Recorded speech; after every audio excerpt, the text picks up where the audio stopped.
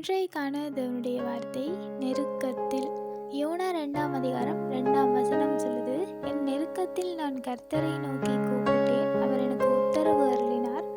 நான் பாதாளத்தின் வயிற்றிலிருந்து கூக்குரலிட்டேன், நீர் என் சத்தத்தை கேட்டீர். இந்த வசனத்துல பார்த்தா யோனா மீனின் வயிற்றில இருந்து சொல்லுகிறதான வசனமாக இது அமைகிறது. யோனாவை குறித்து எங்களுக்கு தெரியும், அவர் தேவன் சொன்னதுக்கு எதிராக ஒரு காரியத்தை செய்கிறார். அதன் நிமித்தம் அவர் அனுபவிக்கிறதான இந்த வேதனைகளை குறித்து நாங்கள் இதில் படிக்கிறோம்.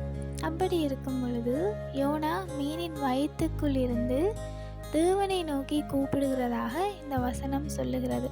அதாவது யோனா சாதாரணமான நிலைமையிலிருந்து தேவனை நோக்கி கூப்பிடவில்லை. அவர் ஒரு பிரச்சனையில் இருக்கிறார். அவருடைய அந்த பிரச்சனைகளின் மத்தியிலும் அவர் தேவனை நோக்கி கூப்பிடுகிறார். அப்படி கூப்பிடும் பொழுது தேவன் அவருக்கு உத்தரவு வழங்கினார் என்று சொல்லி இந்த வசனத்தில் சொல்லப்பட்டிருக்கு. உண்மையில் நாங்கள் எங்களுடைய வாழ்க்கையில் பிரச்சனைகள் ஏற்படும் பொழுது அந்த பிரச்சனைகளின் மத்தியில் நாங்கள் தேவனை கூப்பிட வேண்டும். ஒரு சில நேரங்களில் எங்களை சுற்றி இருக்கிறதான பிரச்சனை எங்களை மூழ்கடித்து விடுகிறது.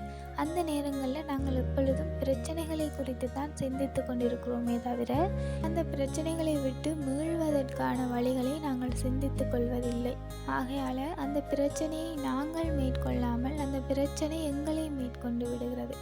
அப்படி இல்லாமல் பிரச்சனைகள், பாடுகள், வேதனைகள் வரும் பொழுது அந்த சந்தர்ப்பத்தில் நாங்கள் பிரச்சனைகளை குறித்து சிந்திக்காமல் தேவனை குறித்து சிந்தித்து ஜெபம் பண்ணி தேவனை நோக்கி கூப்பிடும் பொழுது அந்த பிரச்சனைகளிலிருந்து விடுதலையை தர தேவன் போதுமானவராக இருக்கிறார்.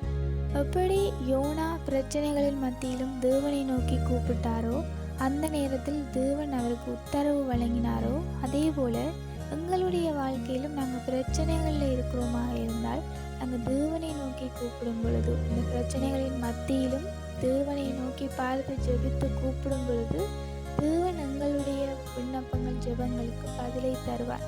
தேவன் அதற்கு உத்தரவை தருவார். தேவன் அந்த பிரச்சனைகளிலிருந்து எங்களுக்கு விடுதலையை தருவார்.